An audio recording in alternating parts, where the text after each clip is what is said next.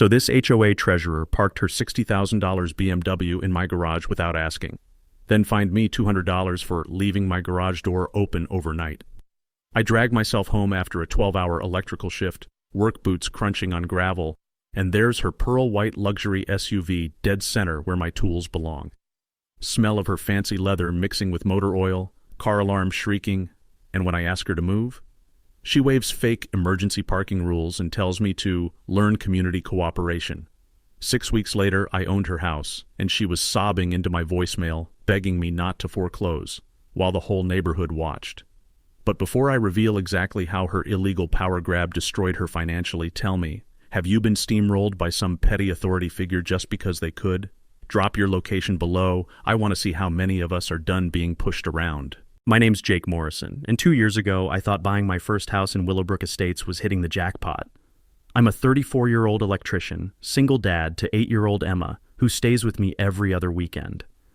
6 years of saving every overtime penny, eating ramen like fine dining, all for a modest 3-bedroom with the real prize, a 2-car garage I could turn into my workshop.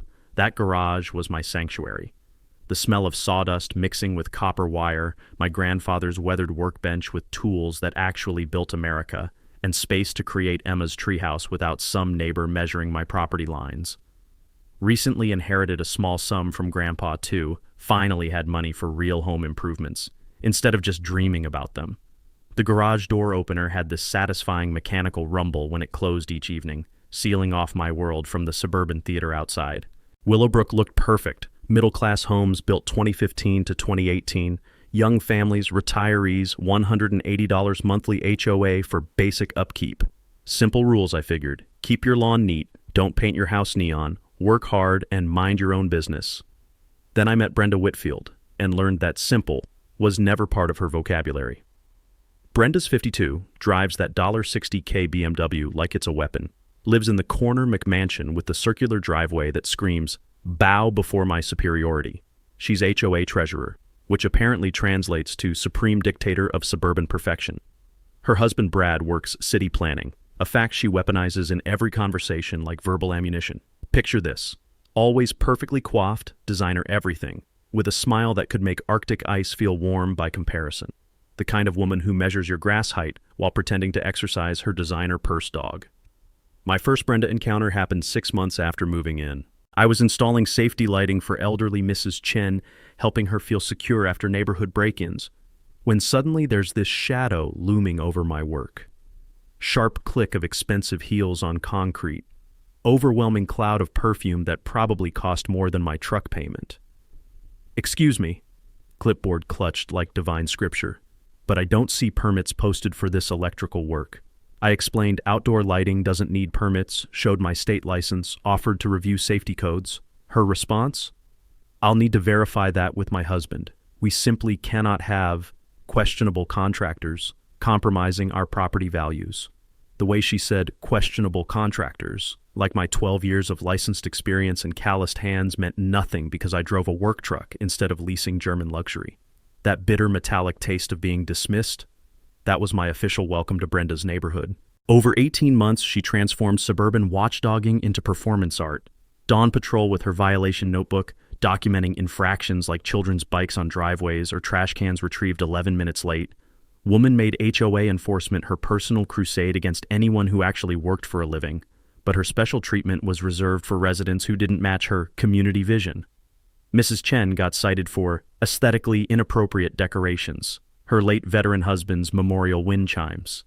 Tom Rodriguez faced fines for parking his work truck in his own driveway because commercial vehicles degrade residential character.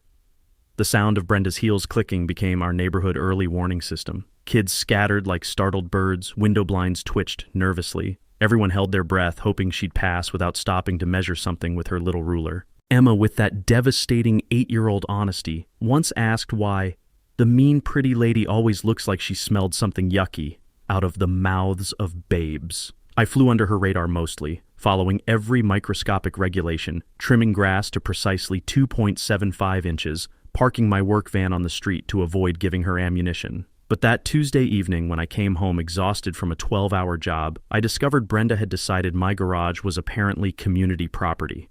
That Tuesday evening, I pulled into my driveway at 7:30 p.m. after installing emergency backup power for a medical clinic, one of those jobs where lives literally depend on your work being perfect. My steel-toed boots felt like concrete blocks, my tool belt had left permanent grooves in my shoulders, and all I wanted was to grab a beer and check on the treehouse project I'd been building for Emma. Instead, I found Brenda Whitfield's pearl-white BMW X5 parked dead center in my garage like she owned the place. Not partially blocking. Not squeezed to one side. Dead center with maybe 6 inches clearance on each side, positioned so perfectly that opening her doors would scratch my workbench. The smell of her car's leather interior mixed with my motor oil and sawdust, creating this weird clash of luxury and honest work that made my stomach turn. I stood there for a full 30 seconds, garage door remote in my hand, wondering if I was having some kind of exhaustion-induced hallucination. The car alarm chirped once, that smug little electronic sound that said, "I belong here and you don't." Antagonist action. I walked around to my front door where I found Brenda herself sitting in one of my patio chairs like she was hosting a neighborhood committee meeting. She was perfectly dressed, despite the humid August evening, scrolling through her phone with the casual indifference of someone who'd never questioned her right to occupy any space she chose. "Excuse me," I said, keeping my voice level, "but there's a car in my garage." She looked up with that practiced smile. "Oh, Jake, my driveway is being sealed tomorrow morning, emergency situation, and the HOA emergency parking clause allows temporary use of available spaces during community maintenance." I pulled out my phone and scrolled through the HOA documents while she watched with amusement, like I was a child trying to read a grown-up book. "Ma'am, I don't see any emergency parking clause in here." "Well," she stood up, smoothing her skirt, "I'm currently reviewing the bylaws for necessary updates. Consider this a pilot program for community cooperation during infrastructure improvements." Protagonist counterpunch. Here's where most people would have lost their temper and done something stupid. But 12 years of electrical work teaches you patience. One wrong move and you're dead. So instead of exploding, I did something that clearly wasn't in Brenda's playbook. I pulled out my phone and started recording.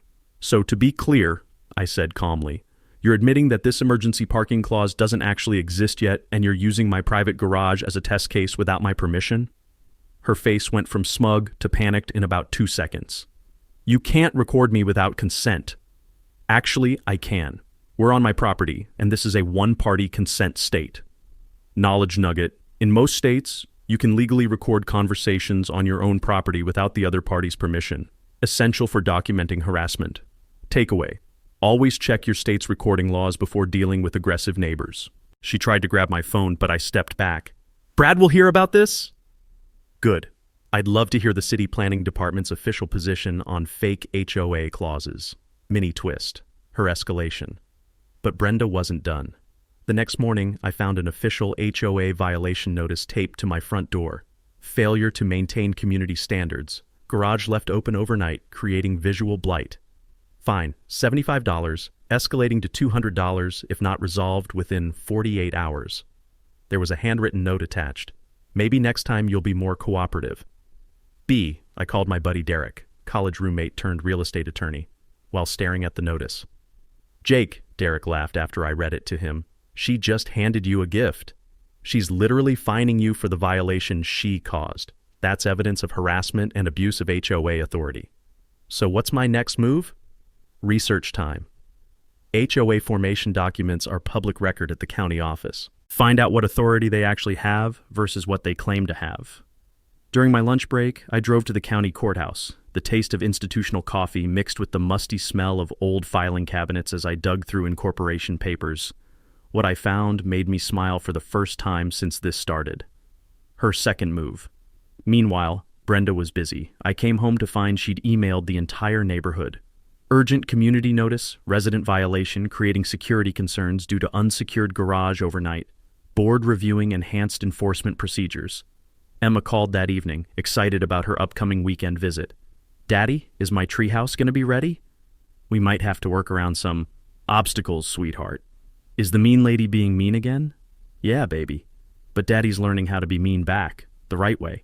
What Emma didn't know was that my county research had revealed something Brenda definitely didn't want the neighborhood finding out about. Friday morning hit me with a new level of audacity, one that even I hadn't expected from Brenda. Not only was her BMW still sitting in my garage like some luxury parasite, But she'd brought a friend, a sleek black Mercedes sedan, now sitting beside it, taking up every inch of space where my tools used to be. I found my electrical supply cabinet, the one with $3,000 worth of equipment, pushed against the back wall with a brand new padlock, where my lock used to be. My tools were scattered across my workbench like someone had been rummaging through a junk drawer, and there was a sticky note on my grandfather's old vise, quote, "Temporary relocation for client staging, community cooperation appreciated, -BW, end quote." The metallic taste of pure rage filled my mouth, mixed with the sharp smell of expensive car leather and whatever fancy perfume she'd sprayed around my workspace, like she was marking her territory. Instead of doing what every fiber of my being wanted to do, which involved those bolt cutters hanging on my garage wall, I did something that would hurt Brenda more than any tool could. I called the non-emergency police line. "Hi, I'd like to report a trespassing situation and possible theft of personal property." Officer Martinez arrived 20 minutes later, a solid guy who looked like he dealt with plenty of suburban drama. After documenting everything with photos, he said something that made my day. "Sir, this looks like harassment to me. Mind if I have a word with the vehicle owner?" Watching Brenda try to explain to a cop why she had the right to lock up someone else's tools in their own garage was like watching a masterclass in how not to talk to police. Her voice got higher with each excuse. Her hands fluttered like confused birds, and Officer Martinez's expression grew more skeptical by the minute.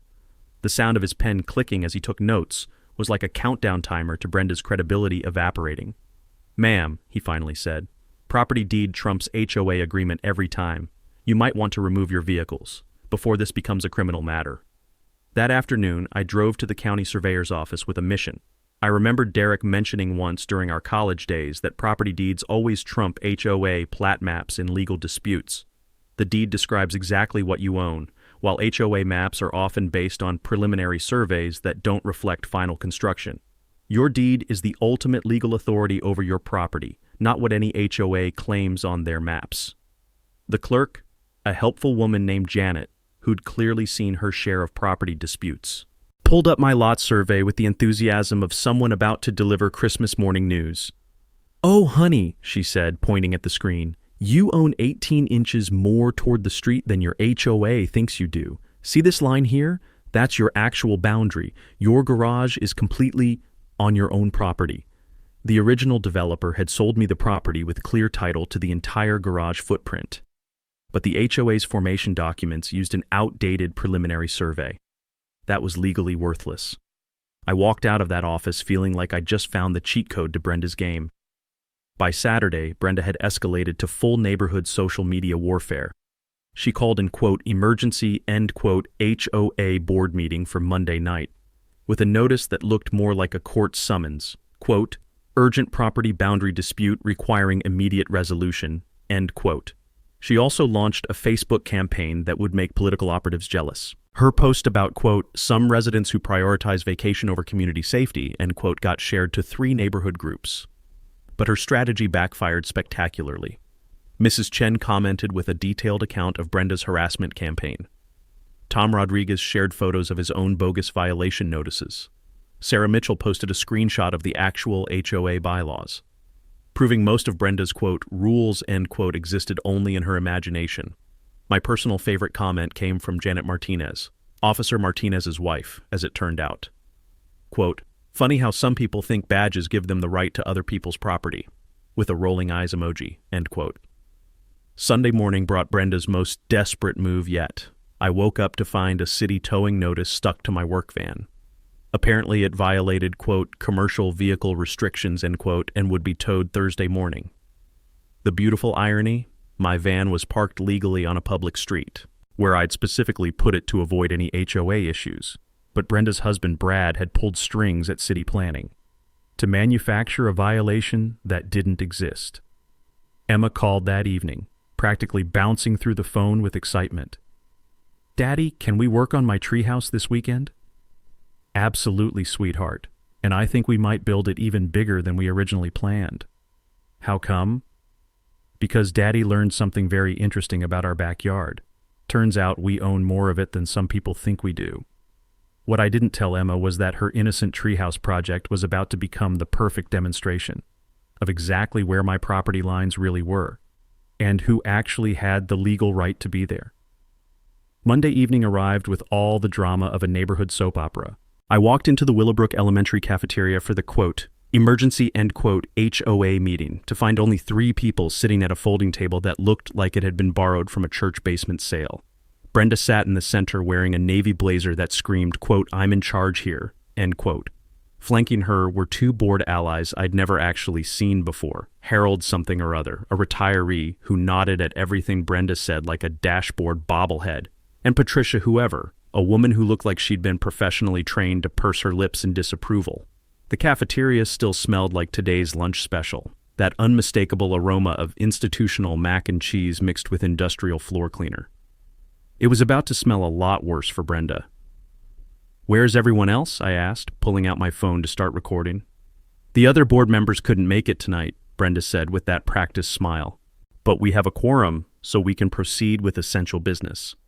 I sat down in one of those tiny plastic chairs designed for second graders, my knees practically touching my chin.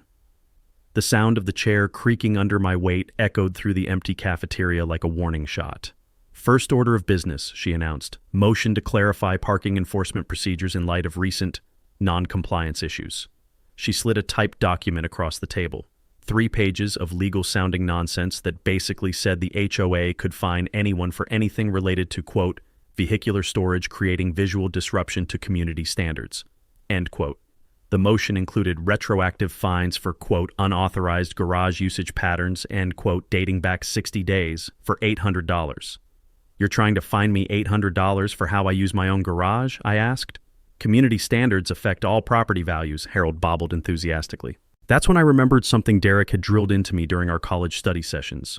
Most HOA boards never file proper insurance for the powers they claim to have. Without insurance, individual board members become personally liable for any damages their decisions cause. Your insurance policy is your legal shield, but only if it actually covers what you're doing. I'd like to see the HOA incorporation documents, I said, and your insurance policy covering these enforcement powers. The silence that followed was so thick you could have carved it like Thanksgiving turkey. Patricia's lips pursed tighter. Brenda's smile faltered, and Harold stopped bobbling entirely. The fluorescent lights above us hummed like angry hornets trapped in a jar. Those documents are being reviewed by our legal counsel, Brenda finally managed. No problem, I said, pulling out the papers I'd brought. I've got copies right here from the county filing office. I spread out the HOA incorporation documents and insurance policy on the tiny table. Brenda's face went from confident pink to worried pale in about 3 seconds.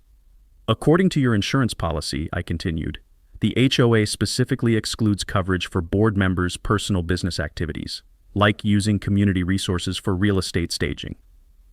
Furthermore, I said, opening another folder, I've documented $23,000 in financial discrepancies over the past 18 months. The pattern was beautiful in its criminal simplicity. Storm cleanup billed to the HOA but performed by city crews for free. Landscape consultations charged to community funds but done through Brenda's private company. Emergency tree removal that cost us $8,400. For trees the city had removed at no charge. But here's what I hadn't expected to find, the real twist that made my electrician's heart sing. Mrs. Whitfield, I said, pulling out one final document. Did you know your husband's city planning emails are subject to public records requests? The color drained from her face faster than water down a broken drain. I read from Brad's official email, quote, problem properties requiring community pressure to improve neighborhood composition. Target working-class homeowners for maximum leverage, end quote. Harold's mouth fell open like a broken garage door. Patricia actually gasped, and Brenda looked like someone had just told her the FBI was outside. That's taken out of context, she whispered. There's more, I said. Quote, wife staging business needs 3-month access cycles. Recommend escalating HOA pressure on Morrison property for optimal client presentation timeline, end quote. The taste of victory was better than my grandfather's homemade apple pie, sweet with just a hint of justice.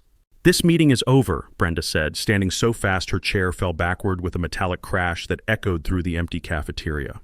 But as I walked to my car, I had no idea that Brenda's desperation was about to reach levels that would make tonight's revelations look like a friendly neighborhood chat. The next morning brought a phone call that changed everything. "Jake, you need to sit down for this," Derek said.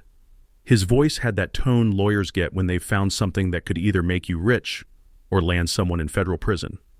I was in my kitchen, staring at my coffee maker and wondering if Brenda's BMW was still squatting in my garage. Spoiler alert, it was. "Remember how I said I'd dig deeper into Brenda's business dealings?" Derek continued. "Well, I found the smoking gun. Actually, I found the whole arsenal."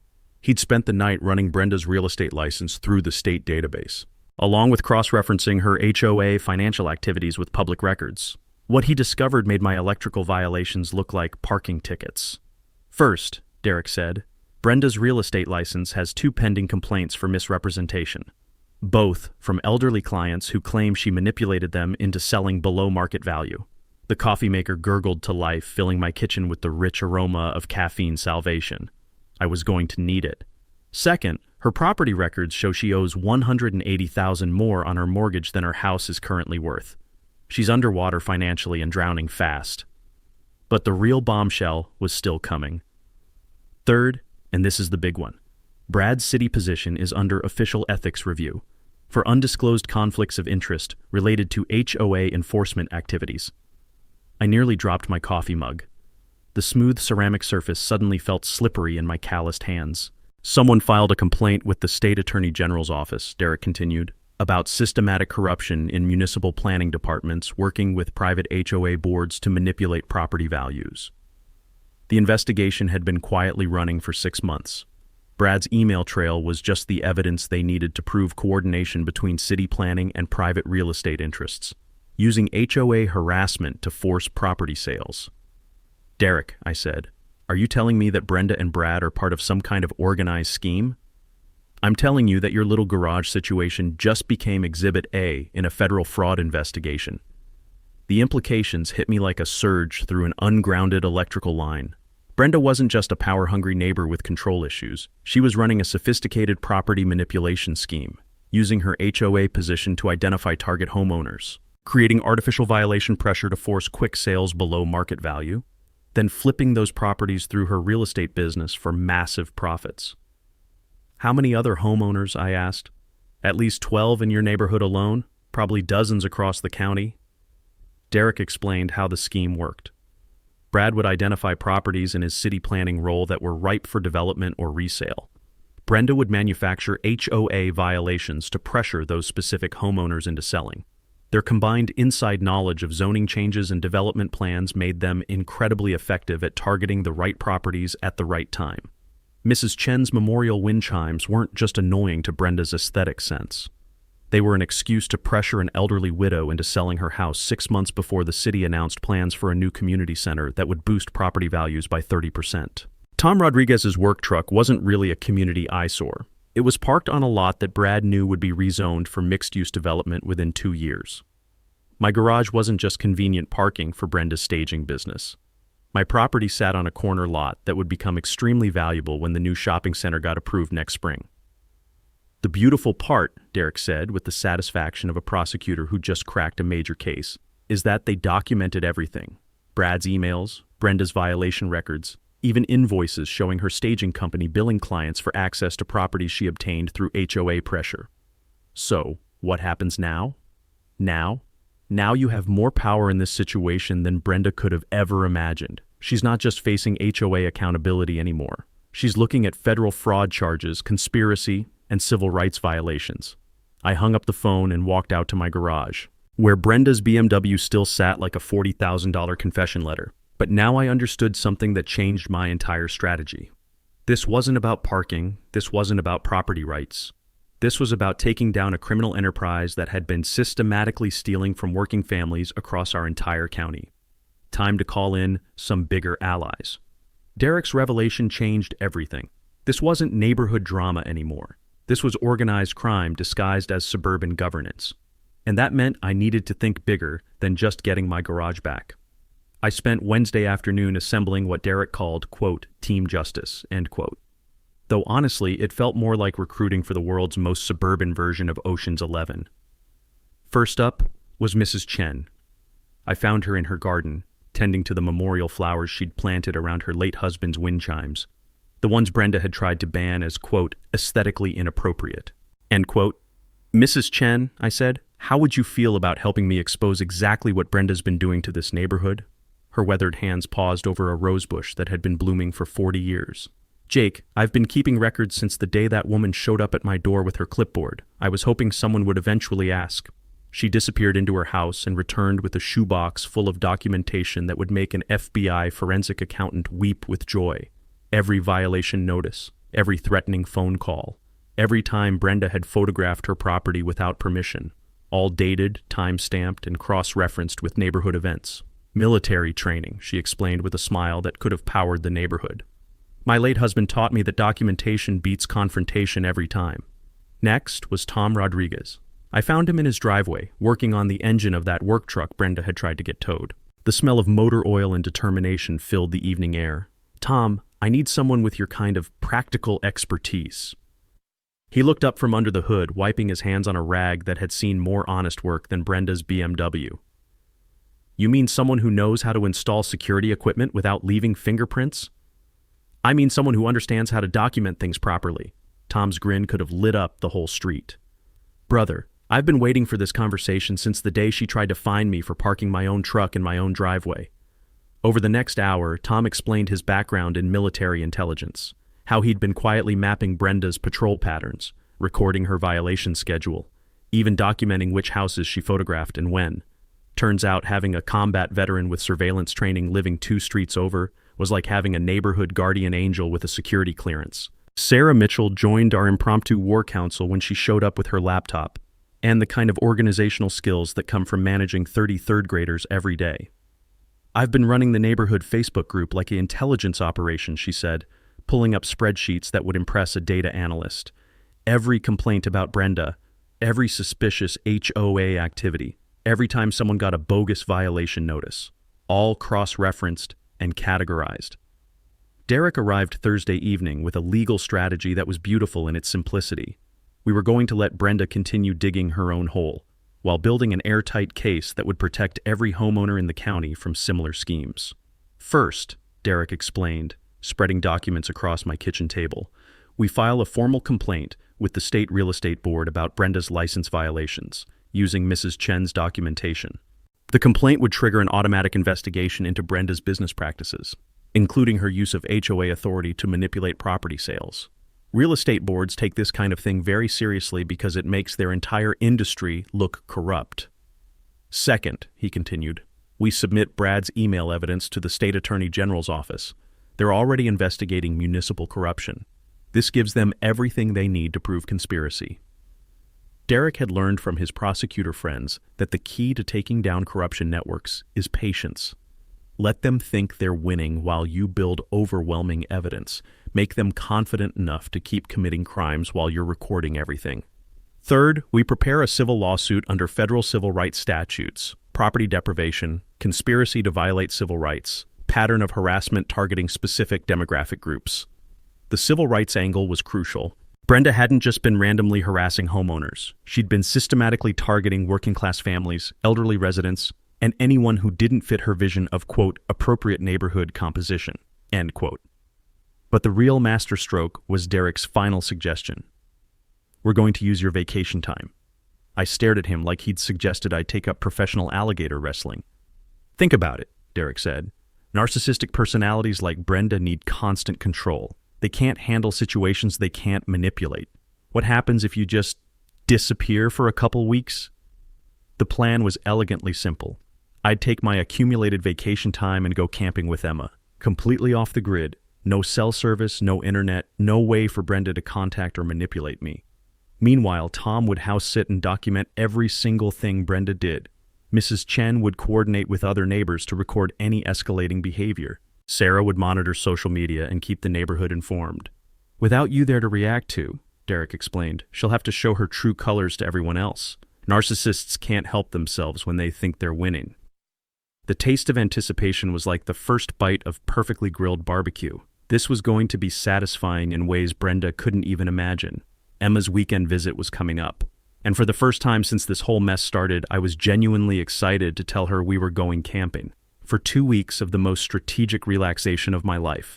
Day 3 of our Yellowstone camping trip, and I was teaching Emma how to identify animal tracks by the creek when my satellite emergency communicator buzzed with a message from Tom. Quote, "She's lost her mind. Call when you can get signal." End quote.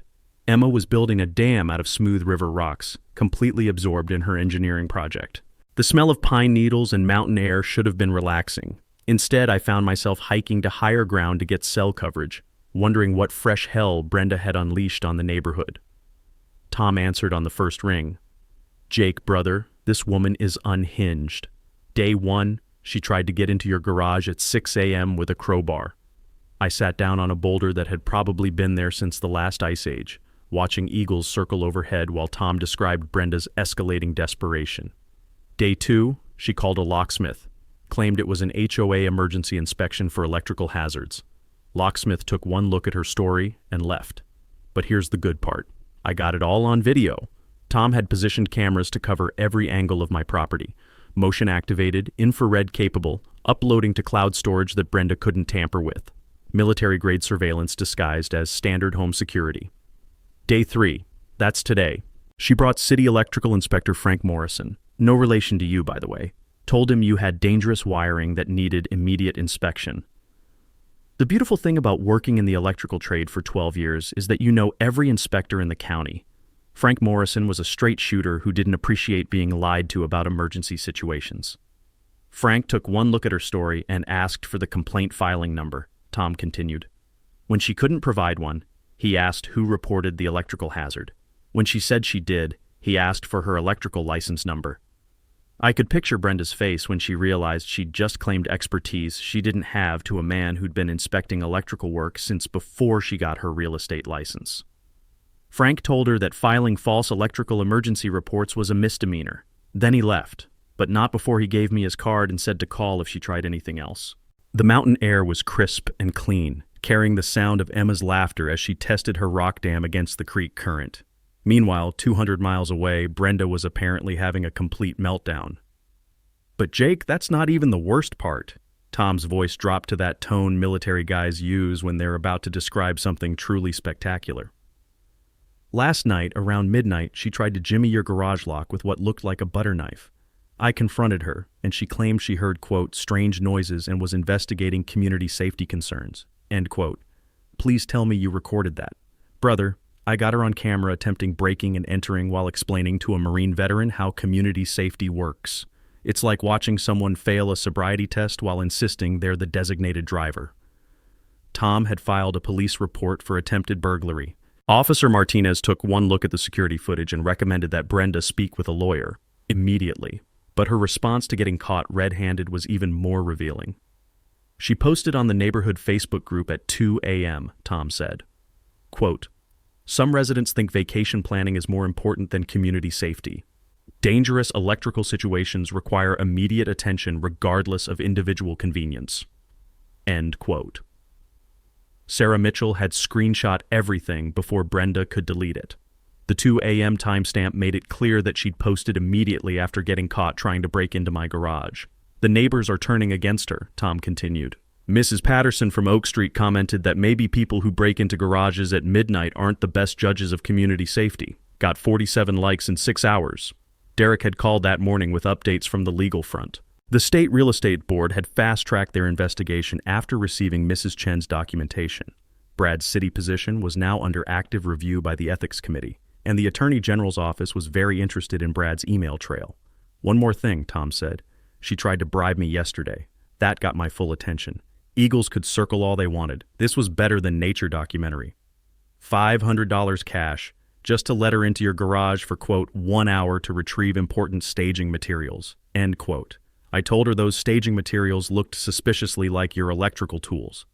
Tom had recorded the entire conversation on his phone, including Brenda's exact words about making my city permit applications, quote, much easier if we cooperate, end quote. Emma called from the creek, excited about a fish she'd spotted in her rock pool. Her voice echoed off the mountain walls like a reminder of what really mattered. Clean air, clear water, and time with people you love. While 200 miles away, a corrupt HOA treasurer was systematically destroying her own life, trying to steal a garage that was never hers to begin with. Tom, I said, keep recording everything. I have a feeling she's just getting started. Day 9 of our camping trip, and Emma had just caught her first fish when my satellite communicator buzzed again. This time it was Sarah's number with an urgent message. Quote, "Emergency. Brenda hired someone to break in. Police involved. Call ASAP." End quote. I helped Emma release her rainbow trout back into the crystal clear mountain stream, watching it dart away toward deeper water. The irony wasn't lost on me that we were practicing catch and release while Brenda was apparently escalating to actual crime. Sarah answered before the first ring finished. "Jake, she's completely lost it. Yesterday she approached Tom with a briefcase full of cash. Today she hired what can only be described as the world's worst burglar." The mountain silence was broken only by the sound of wind through pine trees and my blood pressure climbing toward dangerous levels. Around 2 p.m. today, Tom spotted some guy with bolt cutters trying to cut your garage lock. When Tom confronted him, the guy claimed to be a, quote, "licensed contractor working for the HOA," end quote. "No permit, no ID, no legitimate paperwork." I could hear the satisfaction in Sarah's voice as she described what happened next. Tom asked to see his contractor's license. Guy couldn't produce one. Tom asked for the HOA work order. Guy pulled out a handwritten note on Brenda's personal letterhead. Tom called the police. Officer Martinez arrived to find a man with no identification attempting to break into private property with tools that belonged in a prison escape movie. When pressed about who hired him, the guy immediately gave up Brenda's name and phone number. "Gets better," Sarah continued. Under questioning, he admitted Brenda paid him $200 cash to, quote, "retrieve staging materials from a garage that needed to be accessed for community safety," end quote. The criminal conspiracy charges were adding up faster than Emma's collection of interesting rocks. Attempted burglary, conspiracy to commit breaking and entering, filing false reports, and now soliciting criminal activity. But Jake, the nuclear bomb dropped this morning. Sarah's voice had that tone teachers get when they're about to describe the most spectacular classroom disaster of their career. The state attorney general's office executed a search warrant on Brenda's house and real estate office at 6 a.m. with news cameras rolling. I sat down on a fallen log watching Emma skip stones across the lake while trying to process the fact that my neighborhood HOA drama had apparently escalated to federal law enforcement. Channel 7 was there for the whole thing, Sarah said. Brenda in her bathrobe screaming about property rights while they carried out boxes of financial records. Brad getting arrested in his city planning office while his coworkers watched through conference room windows. The investigation had moved faster than anyone expected. Derek's evidence package, combined with Mrs. Chen's meticulous documentation and Tom's security footage, had given prosecutors everything they needed for search warrants. They found everything, Jake. Computer files showing the property manipulation scheme, bank records proving she'd been moving HOA funds through her personal accounts, even a spreadsheet listing target homeowners with notes about, quote, "pressure points for maximum compliance," end quote. Mrs. Chen's name was on that list with notes about, quote, "elderly widow, vulnerable to safety concerns," end quote. Tom's entry mentioned, quote, "working-class Hispanic, likely to avoid legal confrontation," end quote. My file was the most detailed. Quote, "single father, electrician, corner lot, high development potential, financial pressure through daughter's needs," end quote. The casual racism and classism documented in Brenda's own handwriting was going to make the civil rights case slam dunk simple. "There's more," Sarah said. They arrested 4 other HOA board members across the county. This wasn't just Willowbrook. This was organized crime using suburban homeowner associations as cover. The scope was staggering. Dozens of neighborhoods, hundreds of manipulated property sales, millions of dollars in fraudulent transactions spanning 5 years. "Derek called this morning," Sarah continued. "The Attorney General's office wants to interview you when you get back, as a witness, not a suspect. You're officially the victim who exposed a federal conspiracy." Emma ran up with a perfect skipping stone, smooth and flat like a tiny pancake. "Daddy, look what I found. Want to see how far it goes?" "Absolutely, sweetheart." While she demonstrated her improved stone skipping technique, Sarah delivered the final update. "Oh, and Jake? Brenda called you 17 times yesterday. The voicemails, there's something special." 17 times? Started demanding, moved to pleading, ended with full sobbing breakdown. She's begging you not to press charges, offering to drop all HOA claims, even promising to buy your house for above market value if you'll just, quote, "make this all go away," end quote. The mountain lake was mirror smooth, reflecting Emma's delighted face as her stone skipped 7 times before sinking. pure joy in a place where the air was clean and people couldn't lie to you about fake parking regulations. Sarah, I said, save those voicemails. I have a feeling they're going to be very useful when we get home. Because in 3 days, Emma and I would be heading back to Willowbrook, where a federal investigation was waiting for us, and where Brenda's empire had finally collapsed under the weight of its own corruption. Day 14. Homecoming Day. Emma and I drove back into Willowbrook Estates to find our quiet suburban street transformed into something that looked like a cross between a news event and a block party. 3 news vans lined the curb, neighbors stood in clusters, talking and pointing, and there, in the middle of it all, was my house, with police tape still fluttering around Brenda's abandoned BMW. "Daddy, why are there so many people?" Emma asked, pressing her face to the car window. "Because sometimes when you stand up to bullies, other people pay attention." Tom met us in my driveway with a grin that could have powered the neighborhood and a folder thick enough to use as a weapon. "Welcome home, brother. Hope you're ready for your close-up." He handed me the folder while Emma ran to inspect her treehouse in progress. The documentation inside was beautiful. 17 attempts at breaking into my garage, 3 police reports, 1 arrest, and enough security footage to make a Netflix documentary. "Channel 7 wants to interview you in an hour," Tom said. Something about, quote, "the homeowner who exposed HOA corruption through strategic vacation planning," end quote. The interview setup was in Mrs. Chen's front yard, with my garage visible in the background. Producer wanted the visual of Brenda's BMW still sitting there like a $40,000 confession letter. 2 weeks of abandonment had not been kind to German luxury engineering. Detective Sarah Rodriguez, no relation to our neighbor Tom, arrived first to walk me through the criminal case timeline. Professional, thorough, and clearly enjoying the fact that a civilian had handed her a federal conspiracy case with a bow on top.